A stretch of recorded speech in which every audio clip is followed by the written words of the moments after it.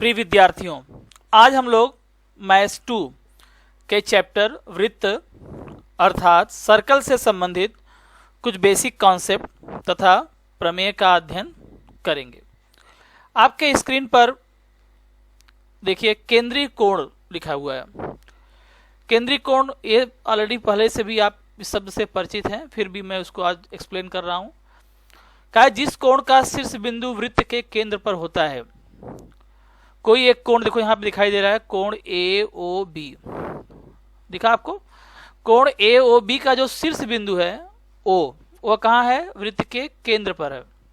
ठीक, तो ऐसे जो है कोण को हम बोलते हैं केंद्रीय कोण। यह कोण ए ओ बी क्या हुआ? केंद्रीय कोण है, क्योंकि इसका जो शीर्ष बिंदु है वो कहाँ है? वृत्त पर है।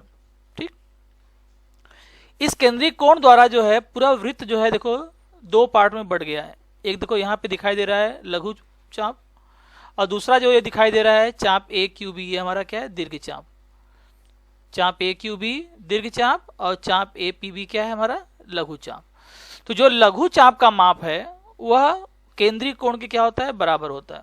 ध्यान रखो कि जो ये लघु चाप है, ठीक ना, लघु चाप का माप यहाँ देखो लिखा भी है फर्स्ट पॉइंट कि जो लघु चाप का माप उसके संगत केंद्रीय कोण के माप के बराबर होता है।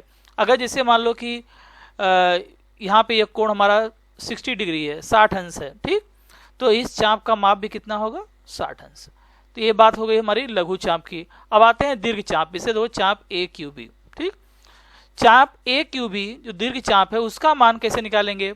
आपको मालूम होना चाहिए। देखो यहाँ पे लिखा है पूर्ण वृत्त चाप का माप कितना होता है? 360 अंश। तो पूरे 360, चूंकि पूरा वृत्त हमारा कितना 360 अंश माप का है, तो 360 में से क्या करेंगे? लघु चाप के माप को निकाल देंगे, तो हमें क्या मिल जाएगा? दीर्घ चाप का माप। तो यहाँ लिखा भी है दीर्घ चाप का माप बराबर 360 अंश माइनस संगत लघु चाप का माप। जैसे मान लो कि संगत लघु चाप का माप हमारा 60 अंश है, तो इस दीर्घ चाप का माप कितना फिर हो जाएगा? 360 अंश माइनस 60 अंश, मतलब कितना हो गया? 300 अंश। एक हमने आपको उदाहरण बताया, समझ में आ रही बात? हमेशा दीर्घ चाप का माप 180 अंश से बड़ा होता है, ये आप ध्यान रखो। अब देखो तीसरा पॉइंट यहाँ लिखा है अर्धवृत्तीय चाप अर्थात अर्धवृत्त का माप 180 अंश है। अगर अर्धवृत्त रहता तो प्रत्येक अर्धवृत्त का माप कितना होता है? 180 अंश होता है। तो आप यहाँ पे समझ गए केंद्रीय कोण क्या होता है। जो केंद्र पर बना कोण है उसे हम केंद्रीय कोण बोलेंगे।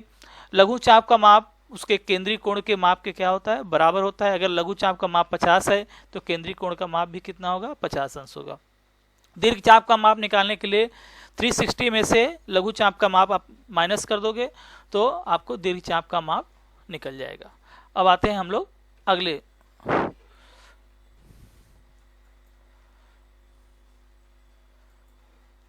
अगले स्क्रीन पे देखो पॉइंट्स पे क्या प्रमेय है। एक ही वृत्त के या सर्वांगसम वृत्तों के सर्वांगसम चापों की संगत जीवाएं सर्वांगसम होती हैं। एक वृत्त लो या सर्वांगसम दो वृत्त ले सकते हो। यहाँ पे आपके किताब में एक ही वृत्त दिया है, तो एक ही वृत्त से हम समझते हैं। क्या है कि अगर उनके चाप सर्वांगसम हैं तो उनकी संगत जीवाएं भी क्या होंगी? सर्वांगसम होंगी। जैसे प्रश्न में दिया है दत्त में कि बी केंद्र वाला वृत्त है जिसमें चाप ए पी सी, ध्यान दो यहाँ आकृति में, चाप ए पी सी सर्वांगसम है चाप डी क्यू ई के। दिख रहा है आपको? यह दिया हुआ है चाप ए पी सी जो है सर्वांगसम है चाप डी क्यू ई के। ठीक, हमें प्रूव करना है कि जो उससे संबंधित जीवा है, जैसे चाप ए पी सी से संबंधित जीवा कौन सी है? जीवा ए सी है। जीवा ए सी दिख रही है आपको। और चाप डी क्यू ई से संबंधित जो जीवा है वो कौन सी है? डी है। तो हमें दिखाना है कि अगर चाप सर्वांगसम है तो उनसे संबंधित जीवाएं भी आपस में क्या होंगी? सर्वांगसम होंगी। मीन्स जीवा ए सी सर्वांगसम जीवा डी ई, ये हमें प्रूव करना है। तो इसको कृति आधारित के प्रश्न के रूप में उसने दिया है किताब में, आपको सोच समझ के उसको भरना है। तो ऑलरेडी मैंने उसको भर दिया है, दिख रहे हो आपको, ग्रीन शेड में दिख रहा है आपको।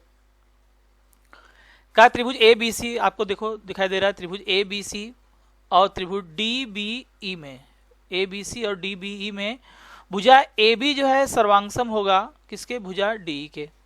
यहाँ से भी देख सकते हो भुजा ए बी सर्वांगसम किसके आएगा? भुजा डी बी के। अब ए बी और डी बी सर्वांगसम क्यों होगा? चूंकि एक ही वृत्त की त्रिज्याएं हैं। किसी भी एक वृत्त की सारी त्रिज्याएं आपस में क्या होती हैं? सर्वांगसम होती हैं। ऐसे यहाँ देखो BC सर्वांगसम है किसके, BE के। भुजा BC सर्वांगसम किसके, भुजा BE के।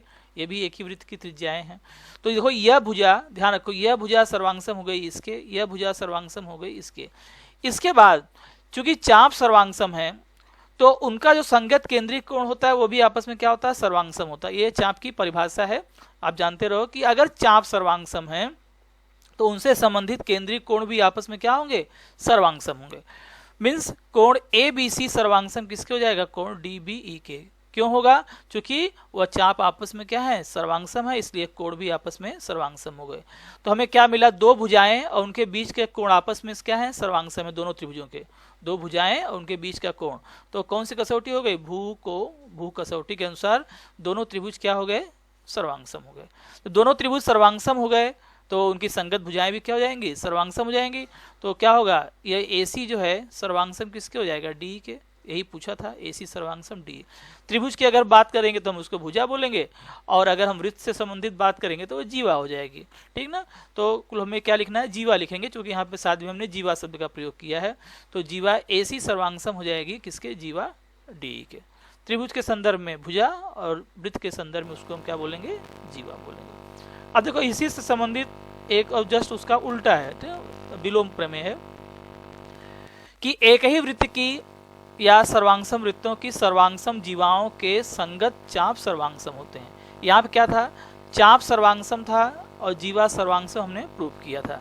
यहाँ पे जस्ट उसका उल्टा है कि अगर जीवा सर्वांगसम है तो उसके संगत चाप भी क्या होंगे, सर्वांगसम होंगे। तो देखो बनाया है वो केंद्र वाला एक वृत्त है, इसमें जीवा PQ जो है सर्वांगसम है जीवा SR के या RS के। PQ सर्वांगसम है RS के, ठीक। PQ और RS परस्पर क्या है, सर्वांगसम है। तो सिद्ध करना है कि उनकी जो है चाप आपस में क्या होंगे, सर्वांगसम होंगे। कहने का मतलब चाप PMQ सर्वांगसम होगा चाप RNS के। इसका प्रूफ आपकी किताब में नहीं दिया है, बोला है बच्चे अपना खुद से करेंगे, और बहुत इसका उपयोग करेंगे हम लोग सवाल लगाने में। बहुत ज़्यादा महत्वपूर्ण प्रमेय नहीं है, ठीक। आप चाहो तो इसके बेस पर आप इसको भी प्रूव कर सकते हो।